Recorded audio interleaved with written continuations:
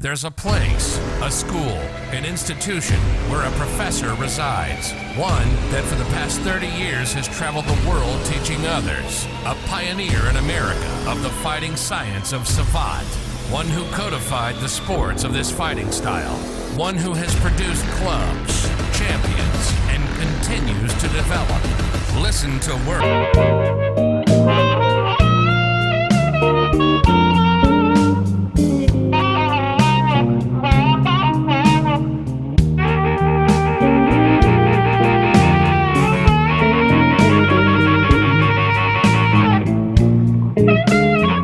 Well, it's Monday again, and we got great questions, and we got a lot of good stuff. But I want to start off with, I wish everybody a good week, and I wish everybody had a great weekend. And we've got some great news, filled with energy, because back in 2012, like I told everybody, 2013, we had planned and we did a documentary, and we filmed it in March of 2013, and something that was supposed to have been done on the realm of Savate, Professor Christian Guillaume, and we're conveying back and forth, and we're going to do the documentary on him, really, and his students, which would be Le Provost and Richard Janado and the family where in Patorel was there, and we all come from that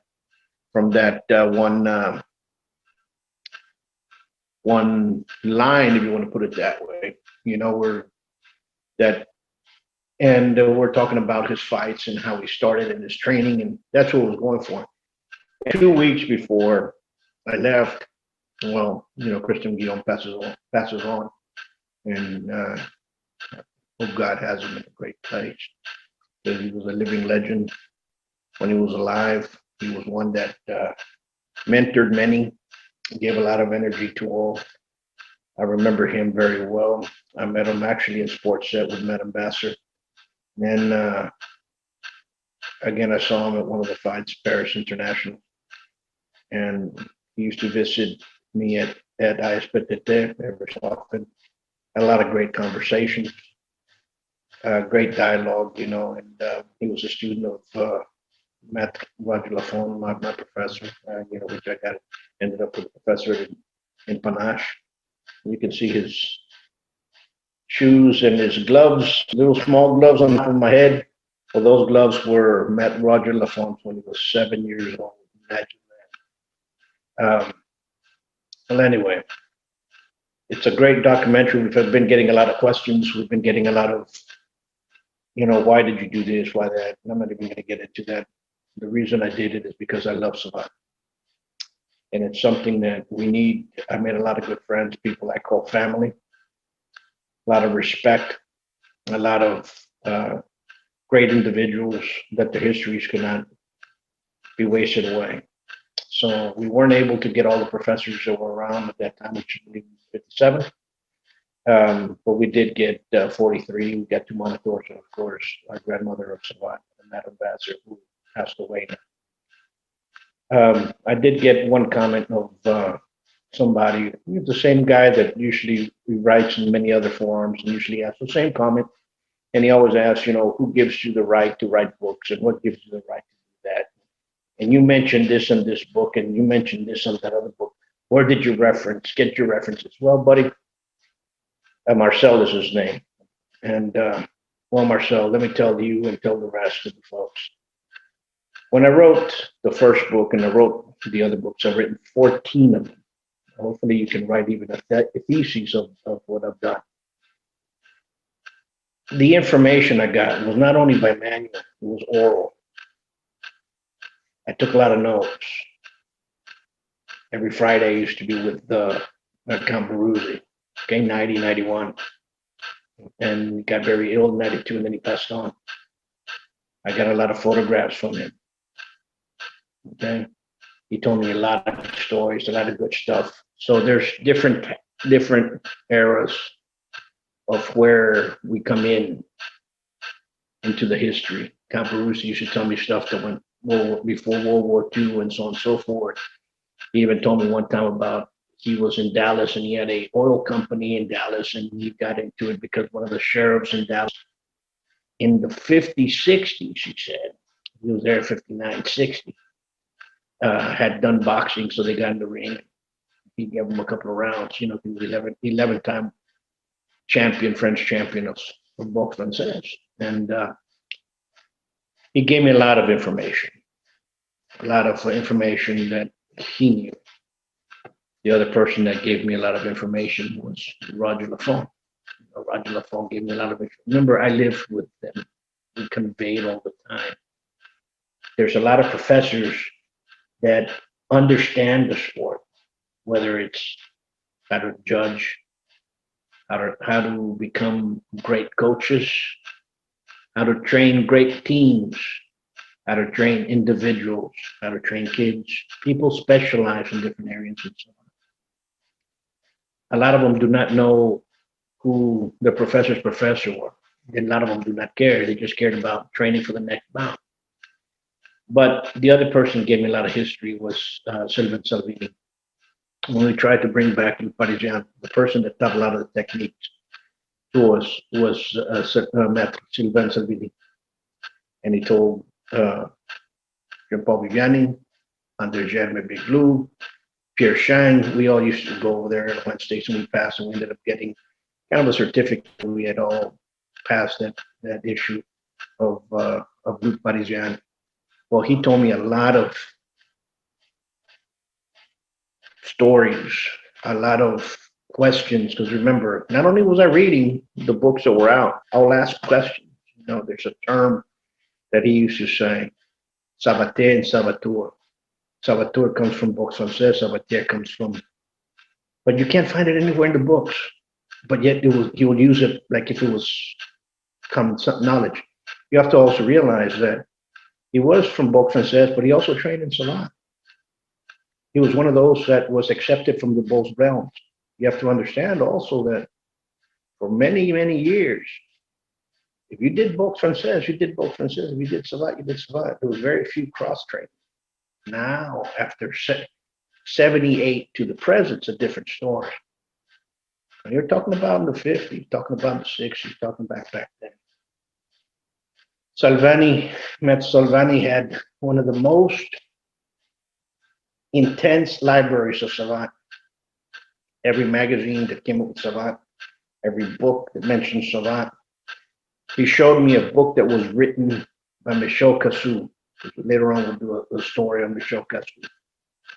It was in pigskin, handwritten. He said there were 5, and he had one of them. I told him, who did you get this one from? And he said it was Hakwin. That was his, that's what he used. In there you had some foot patterns, in there you had some stuff. When he passed on, and I found out that he passed on, I asked Professor Biglou, André Germain, asked to see if we can buy everything that he had. Because he had memorabilia, he had posters, he had dining menus with Savate in there, because guess what? On Saturday nights, you went to go eat in the 1800s and they had a Savate match right there with you eating. It was very, very different. In the Victoria age, pre-World War I, after World War I, after World War II, there were different ages how Savate changed. Okay? And you all listen to a lot of words. There's a lot of assumptions. A lot of people just claim this is what it is and they'll take it by word. But you have to listen to it and how it was used then, who's telling it to you, and how. There's two little phrases, Drew bas and Drew haut. Low gain, high gain. Remember gain, because it's going to go into the main question. Well, Salvini used to say, and when I asked Maître Lafont years later, he said the same thing. Savateurs in the Victorian age were looked down upon because boxe française was the cheap thing to do. The fad was the elite. So the layman did Savate and the elite did boxe française. So you had the low game, low society, high society. Joue bas, savate, joue haute, boxe française. So they would always say, oh, he played joue haute, joue bas. Because somewhere along the line, in the 80s, an article came of age and it said, joue bas, they would kick low, and joue haute, they would kick high. Has nothing to do with that. It had everything to do with a society gap, as it was explained to me by Matt Sullivan. Now, the question that we have, and we're gonna talk about that, is what happened to Chausson? You have to understand that in the realm of the French martial arts, you had another kicking art. It's called Chausson. Cipota was in the Basque regions, Savate in the Paris region. And in Marseille, the sailors had something called Chausson. Now there's later on the Victoria era in World War I, it was known as Chausson Marseillais. Okay. Is it alive now? No, it's not. But we'll talk a little bit about who tried to revive a fight like the way they used to sport-wise. And that was Professor Borg. And he made Chausson fight. They developed Chausson fight there, and he started. Somewhere along the line, here comes the Federation, kind of gets the idea, and all of a sudden you have Savate.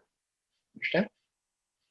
So when you start looking at things that happen, Chausson was a sailorman's art, right? Well, now what happened to Chausson? The last remnants, the last school, they say in the 1920s. But you don't hear it mentioned after World War II. Kind of disappeared. What happened to it? Well, there's diplomas of Chausson that existed in the 1800s, 1830s to be just what I'm going to show right now. This diploma was 1830s. Then there was another diploma that came afterward, which was in the 40s, which I'll show right now. So Chausson was very much alive and kicking, especially in the military. How come they didn't keep the name Chausson, even though the military diplomas had it? Or was it another fighting style that they used? Which is what really is what happened. You had boxe française, and you had Chausson, and you had Savate, which was basically running around. And you had a couple of grappling arts as well. You had lutte midi, which I'll show right now. You had a regional wrestling, which is still practiced now, which is called lutte breton from the Breton area. Okay. But what we're talking about, the Savate of and Chausson is Chausson. What developed from Chausson? Well, there's a lot of books that use a term called the jeu game, jeu marin, which means the sailorman's game.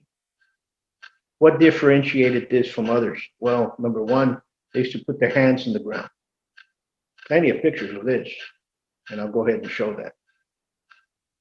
But as it progressed, as it went on, they would keep on saying what's going on with Chausson, even though it's everybody always talks about it. What happened to it? Was it absorbed into boxe française?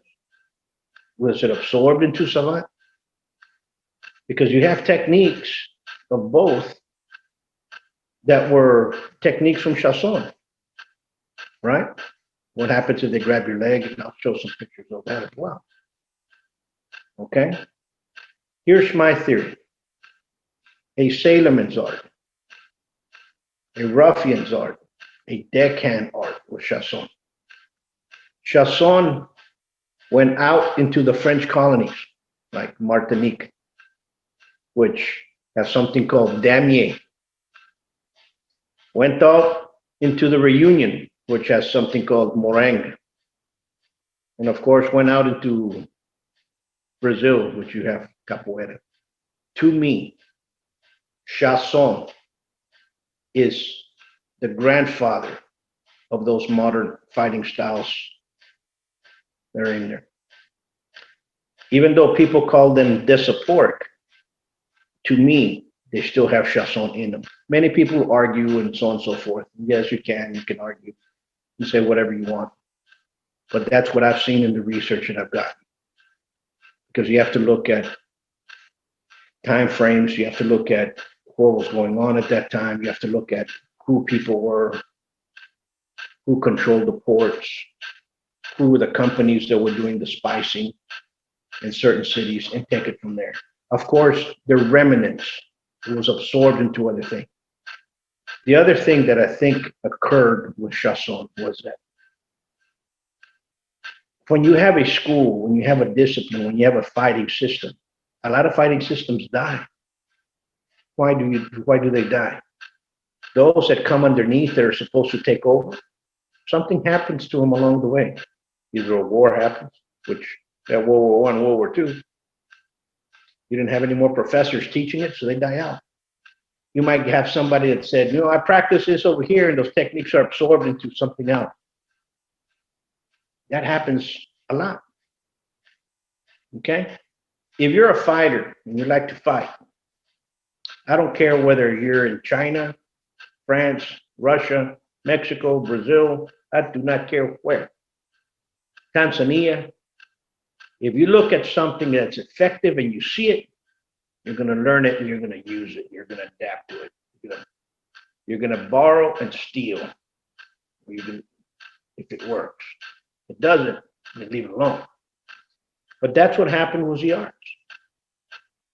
Okay? So what happened to Chausson? It's no longer around. Now we have Shaw's fight, which is a kickboxing element, which is similar to the rules that the way they used to do it, because that's what, when I spoke with Professor Borg, that's what he told me. I got those rules, changed them up a bit to the modern time, and we have Shaw's fight. Great. But, that's giving respect to the area where you live. It's giving respect to what you've learned. And it's giving respect to those that came before you. But like I say, many people who argue the fact, and they'll go out there and say, but in this book right here, it says it's this. You have to live it. The difference between a book, real life, and what was lived. Talk to those that are living and have lived it. Now, I welcome anybody. You want to come over, we can talk about where it is and we can explain where everything's coming from and how everything is. But the instant people start insulting, and it's a different story. Then you got beef. And there's only one way to discuss when you have beef with me. And it's not, have a nice little walk with destiny, and that's the way it is. I'm not a professor of Savate because I'm a punk. Okay, so understand that. But Chausson is an art that was around, alive, and kicking, and it disappeared. And I'll leave you with this photograph. Keep those questions coming. If you like, subscribe. Keep watching the Road to Savate, and you'll enjoy it. You have to go in there and click to change the subtitles to English because a lot of it's in French. And I want to thank everybody that continues watching. It's you guys that make this go forward. All right, much peace.